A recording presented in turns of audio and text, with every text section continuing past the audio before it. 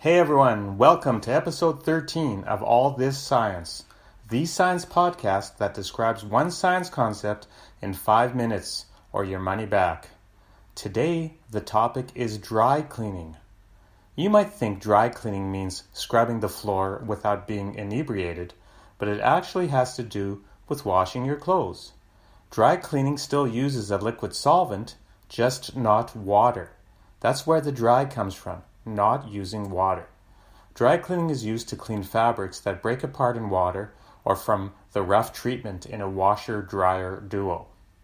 The main dry cleaning solvent used today is tetrachloroethene, also known as PERC. There are 2 carbons in the organic molecule. They have a double bond between them, and then there are also 2 chlorines bonded to each carbon. So it is a chlorocarbon, not a CFC, which would be a chlorofluorocarbon. Bad for the environment, as you know, from my Cool Fridges episode. The PERC is non-flammable and is non-polar.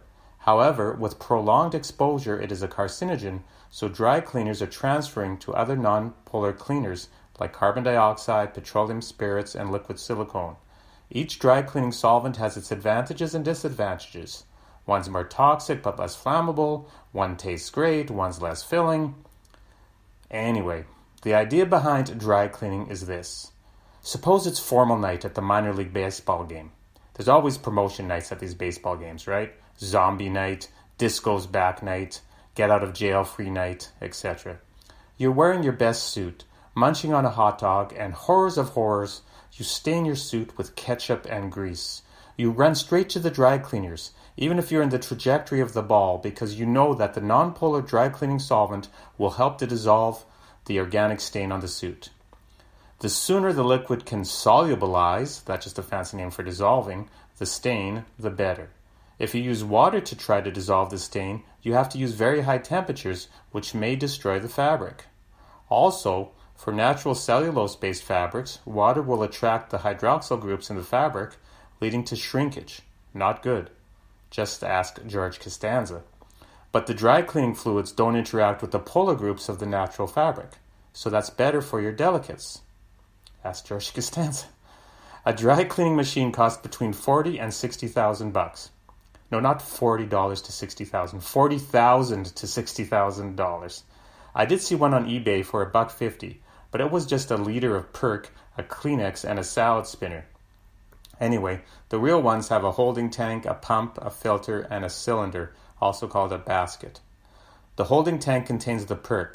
The pump circulates the PERC through the machine during the cleaning process. The PERC's at about 30 degrees Celsius so you don't damage the fabric. The filter traps the solid junk that's floating around.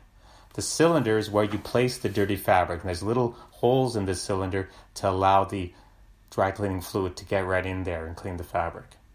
In a bit more detail, the filtered PERC enters the cylinder to flush dirt from the fabric and then goes back to the holding tank. It's filtered again and again, and the cleaning cycle continues. In the extraction cycle, the cylinder rotation frequency increases so that centripetal force is used to remove the solvent from the fabric. This is similar to that salad spinner I mentioned before, or a lettuce dryer. In the drying process, warm air is used to vaporize the remaining solvent. Some really delicate items are put in a mesh bag before they are put in the cylinder or drum, because PERC's density is 1.7 grams per mil. For comparison, water is just 1 gram per mil. The sheer weight of the fabric soaking up the PERC could cause damage without that mesh support. A newer method that uses no toxic carcinogenic chemicals is wet cleaning. It can be used for fabrics with the dry clean only label. Sophisticated wet cleaning machines, special dryers, and safe non-toxic detergents make wet cleaning an environmentally sound method. One of the detergents is called Power Bright. I haven't been able to find the composition. I know it's got a low pH. If you know, let me know. Send me a tweet at allthisscience or email me allthisscience@gmail.com. I did look at the MSDS sheet, but it said trade secrets. If you want to learn more about MSDS sheets, go to episode 12 about hazards. Dry cleaning, wet cleaning. It won't get out all the stains, as evidenced in my poem to close this episode. Here you go. Poem, You Stained My Heart by Dr. C.